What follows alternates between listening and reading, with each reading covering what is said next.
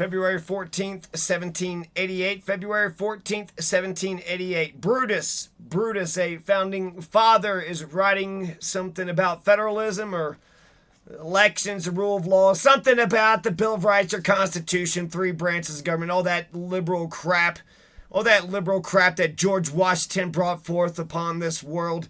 February 14th, 1788.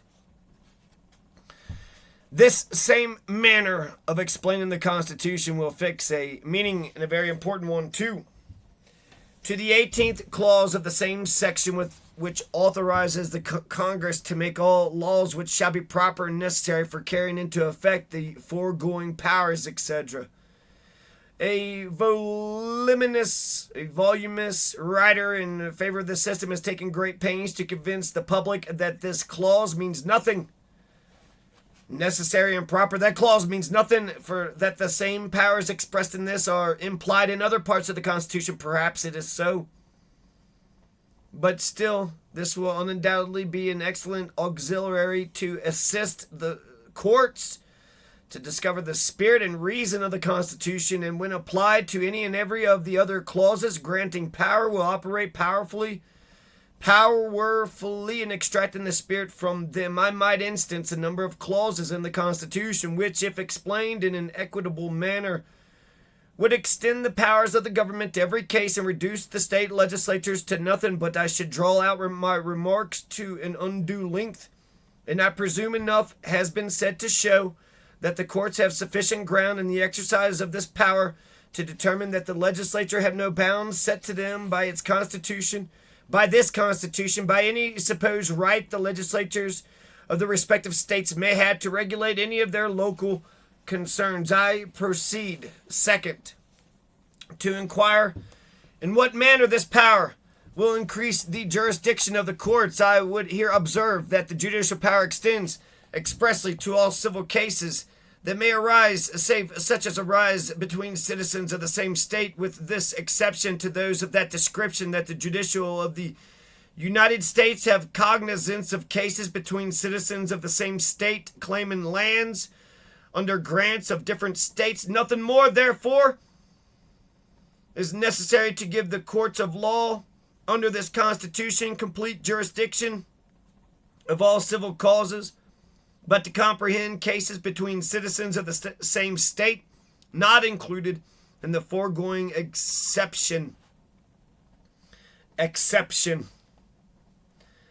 I presume there will be no difficulty in accomplishing this. Nothing more is necessary than to set forth in the process that the party who brings the suit is a citizen of a different state from the one against whom the suit is brought, and there can be little doubt but that the court will take cognizance of the matter, and if they do, who is to restrain them? Indeed, I will freely confess that it is my decided opinion that the courts ought to take cognizance of such causes under the powers of the Constitution, for one of the great ends of the Constitution is to establish justice.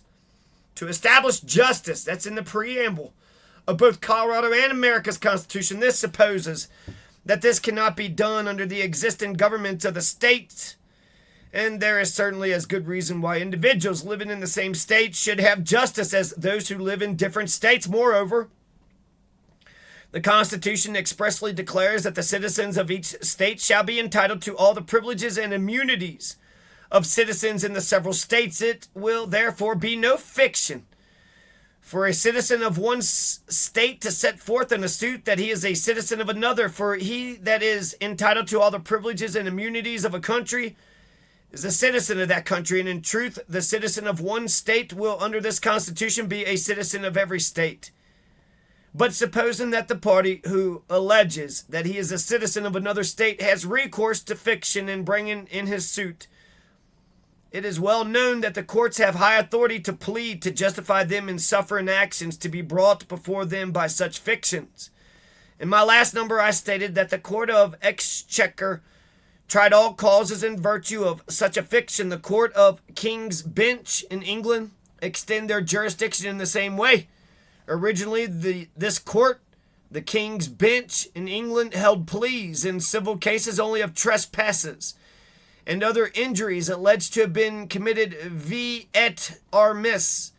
They might likewise, says Blackstone, upon the division of the Aularigia, have originally held pleas of any other civil action whatsoever, except in real actions, which are now very seldom in use, provided the defendant was an officer of the court and in the custody of the marshal or prison keeper of this court for breach of the peace, etc. In process of time, by a fiction, this court began to hold pleas of any personal action whatsoever, it being surmised that the defendant has been arrested for a supposed trespass that he has never committed, and being thus in the custody of the marshal of the court, the plaintiff is at liberty to proceed against him for any other personal injury, which surmise of being in the marshal's custody, the defendant is not at liberty to dispute.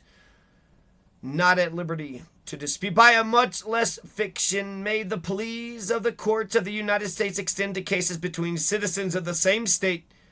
I shall add no more on this head, but proceed briefly to remark in what way this power will diminish and destroy both the legislative and judicial authority of the states. It's obvious that these courts will have the authority to decide upon the validity of the laws of any of the states in all cases where they come in question before them. Where the Constitution gives the general government exclusive jurisdiction, they will adjudge all laws made by the states in such cases void ab initio.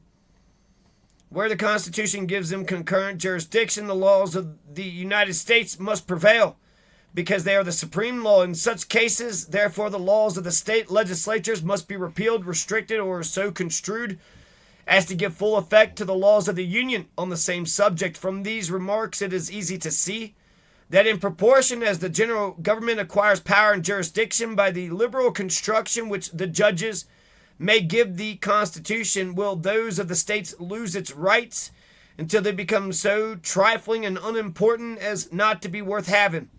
I am much mistaken if this system will not operate to effect this with as much celerity